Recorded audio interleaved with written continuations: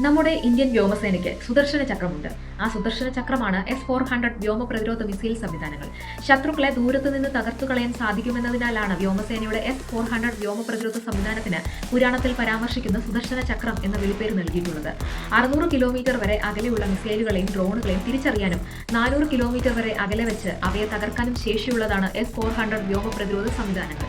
26 നിരപരാധികളായ സാധാരണക്കാർ കൊല്ലപ്പെട്ട പഹൽഗാം ഭീകരാക്രമണത്തിന് മറുപടിയായി ഇന്ത്യ നടത്തിയ ഓപ്പറേഷൻ സിന്ദൂറിലാണ് ഇത് ആദ്യമായി ഉപയോഗിച്ചത്.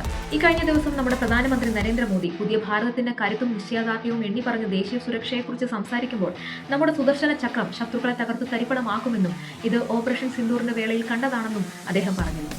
ഹിന്ദു പുരാണങ്ങളിൽ ശംഖചക്രങ്ങളോട് കൂടിയ സാക്ഷാൽ മഹാവിഷ്ണു ഭഗവാന്റെ തൃക്കൈയിൽ വിരാജിക്കുന്ന ദിവ്യചക്രമാണ് സുദർശനം. ധർമ്മത്തിന്റെ ശത്രുക്കളെ ഇല്ലാതാക്കുവാൻ മഹാവിഷ്ണു ഉപയോഗിക്കുന്ന ആയുധം. പ്രപഞ്ചത്തിൽ ഇതുവരെ ഉപയോഗിച്ചിട്ടുള്ളതിൽ വെച്ച് ഏറ്റവും ശക്തമായ ആയുധങ്ങളിലൊന്നായി സുദർശന ചക്രത്തെ കണക്കാക്കുന്നു.